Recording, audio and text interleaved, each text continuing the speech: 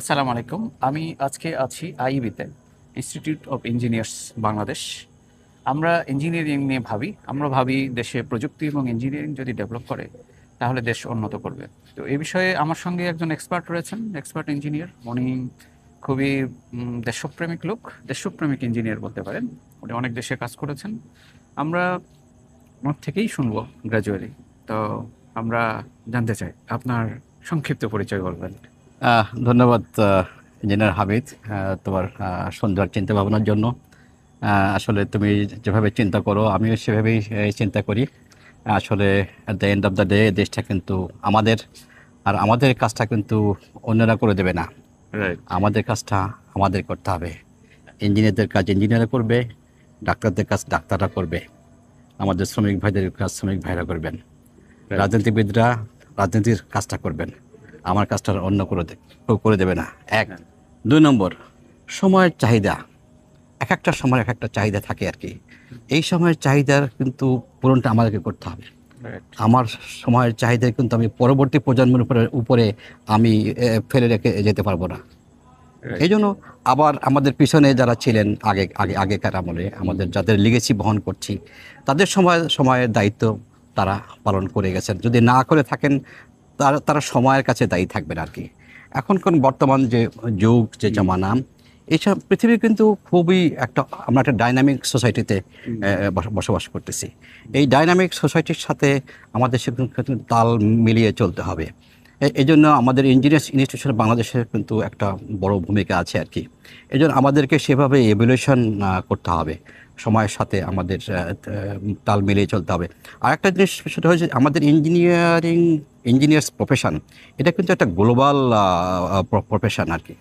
তো আমরা কিন্তু একটা গ্লোবাল যুগে আছি, সেজন্য আমাদেরকে ইঞ্জিনিয়ারদের কিন্তু গ্লোবালি চিন্তা করতে হবে। একটা কথা আছে যে থিঙ্ক গ্লোবালি আর অ্যাক্ট লোকালি। লোকালি। হ্যাঁ, হ্যাঁ, ভালো কথা তো আমরা কিন্তু সেইভাবে আমাদের আগাতে হবে। আমাদের সারা বিশ্বে, আমাদের রিজিওনালি, ইন্টারন্যাশনালি কী ঘটছে সেদিকে আমাদের নজর রাখতে হবে। এবং সেখান থেকে বেস্ট প্র্যাকটিস যেগুলো আছে সেগুলো কিন্তু আমাদেরকে সেগুলো মানে ঠিক মতো সেগুলো আমাদেরকে গ্রাফ করতে হবে। করে সেগুলো আমাদের দেশের জন্য কতটা জুৎসই এবং সাস্টেনেবল সেভাবে আমাদেরকে ইমপ্লিমেন্ট করতে হবে আর কি। এখন একটা ব্যাপার হলো যে আমাদের ওয়াশিংটন অ্যাকর্ডের কিন্তু আমাদের একটা অ্যাগ্রিমেন্ট হয়েছে। ইঞ্জিনিয়ার্স ইনস্টিটিউশন এখানে একটা মুখ্য ভূমিকা পালন করেছে। আমরা কিন্তু ওয়াশিংটন অ্যাকর্ডের যে এলিট ক্লাব আছে, আমরা কিন্তু এলিট ক্লাবের অন্যতম মেম্বার। তো ওয়াশিংটন অ্যাকর্ড হওয়ার কারণে আমাদের যে একটা সুযোগ সৃষ্টি হয়েছে, একটা অপরচুনিটি আসছে, সেটা কিন্তু আমাদেরকে দেশের কাজে, দেশের জন্য আমাদের ইঞ্জিনিয়ারদের যেন সেইটাকে ব্যবহার করে সেই সুযোগটা নিয়ে তারা যেন গ্লোবাল স্ট্যান্ডার্ডের ইঞ্জিনিয়ার হতে পারে। এখানে কিন্তু ইঞ্জিনিয়ার্স ইনস্টিটিউশন একটা বড় ভূমিকা নিতে পারে এবং তাদেরকে লিড নিতে হবে, নেতৃত্ব দিতে হবে আর কি।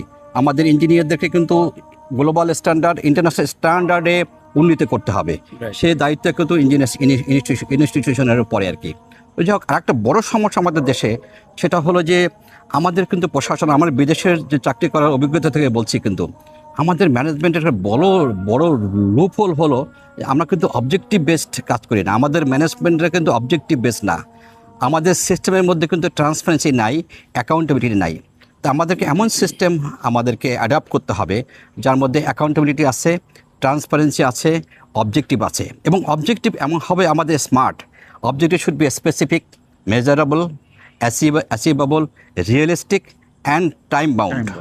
তো এইভাবে স্মার্ট অবজেক্টিভ নিয়ে আমাদেরকে আগাতে হবে। ছোটো ছোটো লিটল চেঞ্জ মেক্স ম্যাটার কথা আছে। আমাদের এই চেঞ্জগুলো হবে মানে অবভিয়াস, অ্যাট্রাকটিভ, ইজি এবং সেটা স্যাটিসফাইং। তো এইভাবে ছোটো ছোটো অবজেক্টিভ নিয়ে আগাতে হবে এবং সেই অবজেক্টিভটা কিন্তু আমাদের যে কোম্পানির বা অর্গানাইজেশন গোলের মধ্যে ঢুকাই দিতে হবে আর কি। আমি এমবেডেড করতে হবে আমাদের অবজেক্টিভগুলো, কিন্তু কোম্পানির যে গোল বা অর্গানাইজেশনের গোলের সাথে কিন্তু এমবেডেড করে দিতে হবে। তারপরে সেই গোল অবজেক্টিভগুলো সবার যে যে যেখানে দায়িত্ব পালন করছেন সবাইকে সেই অবজেক্টিভগুলো ভাগ করে দিতে হবে, যাকে বলে আমরা কেপিআই। যে আমি কি কাজ করলাম, আমার পারফরমেন্সটা কিন্তু মেজার করতে হবে। কীভাবে মেজার করতে হবে? পারফরমেন্স মেজারের টুল হলো কেপিআই, কি পারফরমেন্স ইন্ডিকেটর। আমরা কিন্তু এই জায়গাটায় অনেক পিছিয়ে আছি। বাংলাদেশে অবশ্য অনেক প্রাইভেট কোম্পানি কেপিআই চালু করেছে, কিন্তু সরকারি প্রতিষ্ঠানে এ ধরনের কিন্তু কেপিআই চালু করছে বলে আমি জানি না। এমনকি ইঞ্জিনিয়ারিং ইনস্টিটিউশনে কিন্তু যা এখানে কিন্তু এই কেপিআই সিস্টেমটা চালু করলে করতে হবে, করা দরকার। এবং তাতে কী হবে, আমাদের অ্যাকাউন্টেবিলিটি এনশিওর হবে, আমাদের ট্রান্সপারেন্সি এনশিওর হবে। আমরা যখন এবং আমাদের কিন্তু ভালো টুলস, আমাদের মানে সফটওয়্যার মডিউল, সেগুলো কিন্তু আমাদের নিতে হবে এবং মডিউলের আমরা কাজ করতে হবে। যদি আমরা এরকম ট্রান্সপারেন্সি ওয়েতে, অ্যাকাউন্টেবল ওয়েতে যদি কাজ করি, তাহলে আমাদের দেশে কিন্তু গুড গভর্নেন্স, যেখানে যথেষ্ট অভাব আছে, সেটা আমরা এনশিওর করতে পারবো। এবং বিশ্ব যখন দেখবে যে আমরা গুড গভর্নেন্সে এসব ধরনের টুল, এই যে মডার্ন ম্যানেজমেন্ট টুল ব্যবহার করতেছি, তখন কিন্তু আমাদের সাথে কোলাবোরেশন করতে এগিয়ে আসবে। ধন্যবাদ।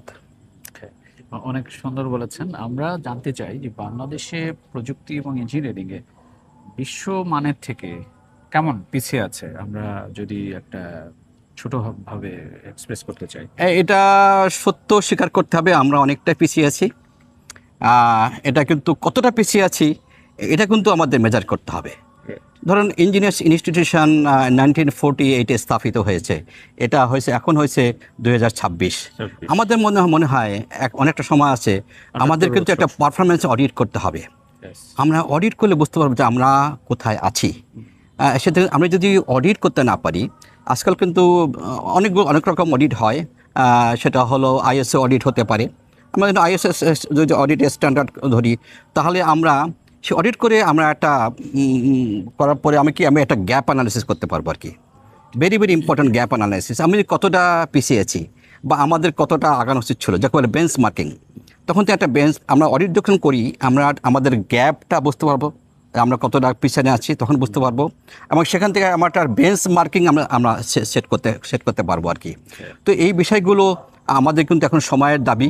এই যে স্যাটিসফ্যাকশন সার্ভে, দেখুন আমাদের ইঞ্জিনিয়ার্স ইনস্টিটিউশন, আমাদের কাস্টমার কারা? আমাদের কাস্টমার হচ্ছে আমাদের মেম্বার, আমাদের কাস্টমার হয়েছে to some extent stake holder, এমপ্লয়াররাও আমাদের কাস্টমার। তাদের কাছে যেতে হবে এবং তাদের কাছে অডিট, আমরা যেটা সার্টিফাইড অডিট টিম যদি এখানে নিয়োগ করতে পারি। আমাদের এখানে ফাইন্যান্সিয়াল অডিট হয়, কিন্তু পারফরমেন্স অডিটটা কিন্তু হয় না। যে আমাদের এই যে তারা কতটা স্যাটিসফাইড, আমাদের মেম্বাররা কতটা স্যাটিসফাই করতে সেটা এমপ্লয়ারকে, সেটা আমাদের আমরা বুঝতে পারবো যদি অডিট করি। আবার মেম্বারদের কী চাহিদা এই ইঞ্জিনিয়ারিং ইনস্টিটিউশনের কাছে, তাদের কাছে যদি আমরা শুনি, তাহলে বোঝা যাবে যে আমাদের এখানে গ্যাপটা কত। যখন আমি গ্যাপটা বুঝতে পারবো, তখন কিন্তু আমরা একটা গোল সেট করতে পারবো যে আমার এই গ্যাপটা ব্রিজিং করতে আমার কী করতে হবে, কী রিসোর্স এখানে আমাকে মোবিলাইজ করতে হবে, তখন বুঝতে সুবিধা হবে। সেখানে আমি এখানে এমফাসাইজ করবো অডিটের উপরে। অডিট ইজ এ মাস্ট, এবং এই অডিট করলে আমরা বুঝতে পারবো যে আমরা কোথায় আছি, কতটা পিছিয়ে আছি, আর আমাদের কোথায় উন্নতি করতে হবে। ধন্যবাদ হামিদ। অনেক ধন্যবাদ, অসংখ্য ধন্যবাদ। আমরা অন্য বিষয় নিয়ে অন্য কোনো সময় কথা বলবো। আচ্ছা, থ্যাংক ইউ। থাকবেন। আসসালামু আলাইকুম।